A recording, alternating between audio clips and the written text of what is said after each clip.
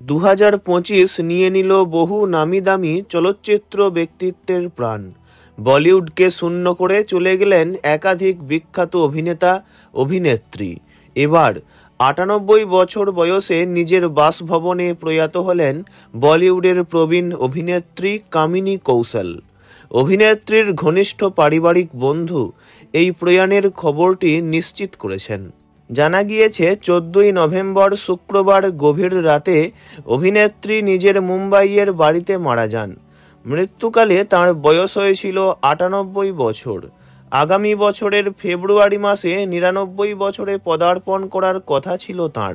বয়স হয়েছিল অনেক, তাই নানান রকম বার্ধক্যজনিত অসুস্থতায় ভুগছিলেন তিনি। যদিও তাঁর মারা যাওয়ার সঠিক কারণ এখনও জানা যায়নি। তবে অভিনেত্রীকে হারিয়ে শোকাহত তাঁর পরিবার। বলিউডের বিখ্যাত নায়িকাদের মধ্যে অন্যতম ছিলেন কামিনী কৌশল। 7 দশকেরও বেশি সময় ধরে টেলিভিশন এবং চলচ্চিত্র জগতে রাজ করেছেন তিনি। লাহোরে জন্মগ্রহণকারী এই নায়িকা পাঞ্জাব বিশ্ববিদ্যালয়ের বিখ্যাত উদ্ভিদ বিজ্ঞানী অধ্যাপক শিবরাম কাশ্যপের কন্যা।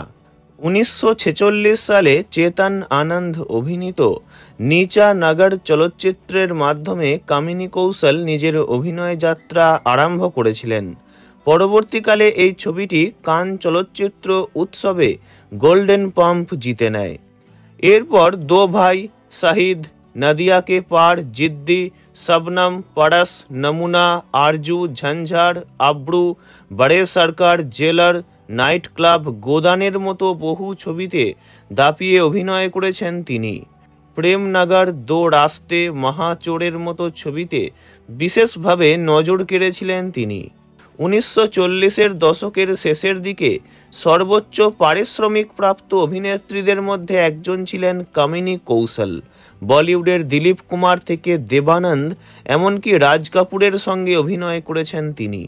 তবে শুধু পুরনো দিনের ছবিতেই নয়, সাম্প্রতিককালেও বহু ছবিতে কাজ করেছেন তিনি। তার মধ্যে শাহরুখ খানের চেন্নাই এক্সপ্রেস, শাহিদ কাপুর অভিনীত কবির সিং ছবিতে কাজ করেছিলেন এই বর্ষিয়ান অভিনেত্রী। শেষবার তাকে দেখা গিয়েছিল আমির খান অভিনীত লাল সিং চাড্ডা ছবিতে। এই ছবিতে ছোট্ট একটি ভূমিকায় কাজ করেছিলেন তিনি। পরপারে যেখানেই থাকুন, ভালো থাকুন কামিনী কৌশল। ওনার বিদেহী আত্মার চির শান্তি কামনা করি।